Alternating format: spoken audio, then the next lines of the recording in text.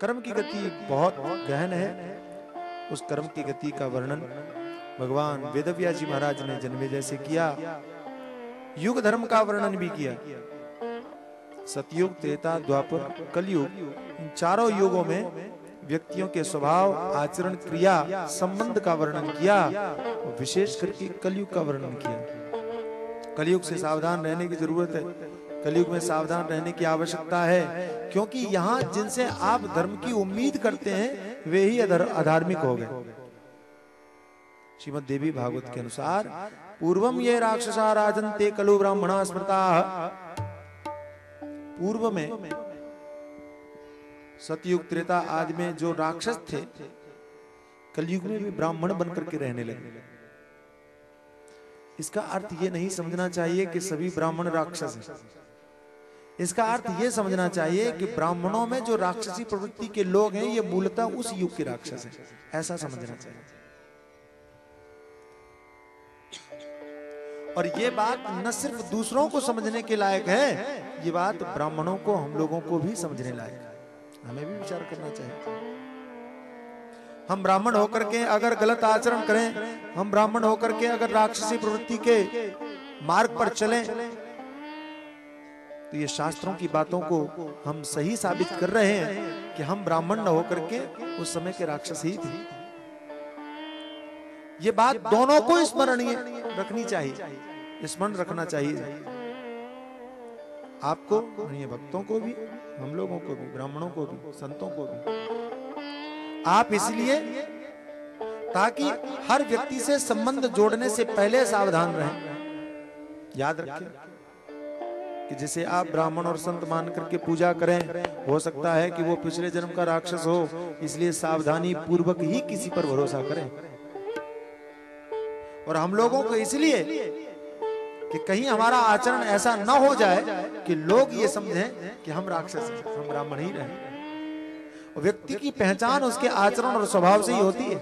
आप कैसा बोलते हैं, आप कैसा व्यवहार करते हैं। हमेशा याद रखना, रावण भी ब्राह्मण था, ये भी ध्यान रखना। लेकिन रावण ब्राह्मण होने के बाद में भी शास्त्रों में पूजनीय नहीं हुआ, क्योंकि उसका आचरण पूजनीय नहीं था। अच्छा, हम कैसे अपेक्षा करते हैं कि जब रावण इतना बड़ा होने के बाद भी, ब्राह्मण होने के बाद में भी शास्त्रों में पूजनीय नहीं हो सकता, तो हम सिर्फ जाति से ब्राह्मण होने के बाद पूजनीय कैसे हो सकते हैं अगर हमारा आचरण ब्राह्मण के अनुसार न हो।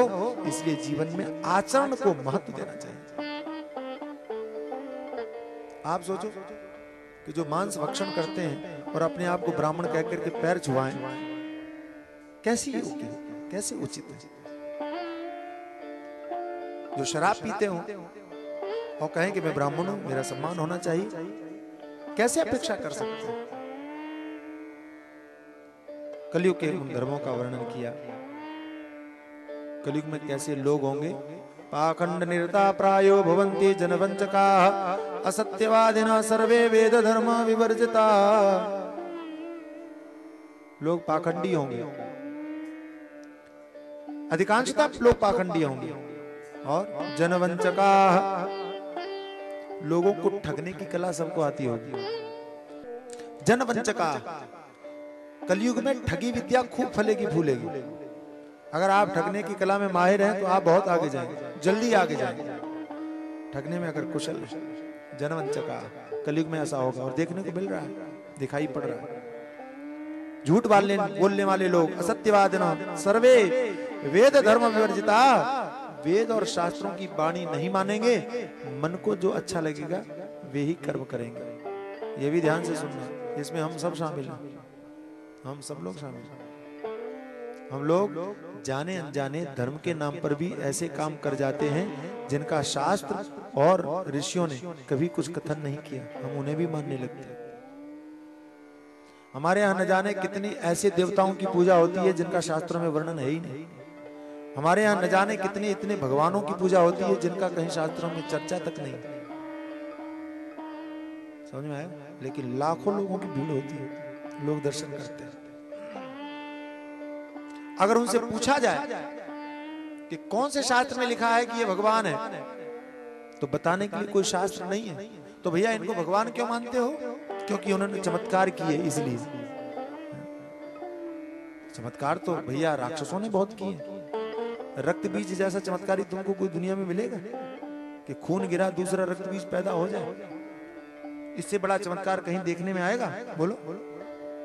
तो क्या उसे भी भगवान की तरह हम पूजने लगे, उसकी भी कहीं मूर्ति बना दें, उसकी भी पूजा होने लगे? सिर्फ चमत्कारों से कोई भगवान नहीं हो जाता। भगवान है तो चमत्कार हो सकते हैं, लेकिन चमत्कार है इसलिए वो भगवान है, ये बिल्कुल सही नहीं हो सकता। तो भगवान किसको मानना चाहिए? ध्यान दें, शास्त्रों ने जो कहा, शास्त्रों ने जो बताया, गोस्वामी ने लिखा है, जो मार्ग श्रुति साधु बतावे तेहि मग चलत सबहि सुख पावे। जो शास्त्रों ने, ऋषियों ने जो रास्ता बनाया है, उसी पथ पर चलोगे तभी सुख शांति मिलेगी।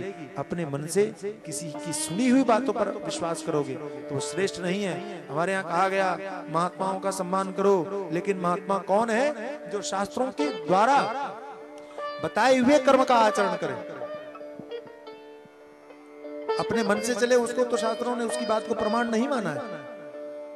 लेकिन कलयुग में देखने को मिलेगा कि लोग वेद और धर्म को छोड़कर जो अच्छा लगेगा वही कर्म करने लगेंगे। और कलयुग की सबसे बड़ी दोष की चर्चा करते हैं, आर शुद्ध्यान वदे चिद्दम चिद्द शुद्धिस्तुजायते।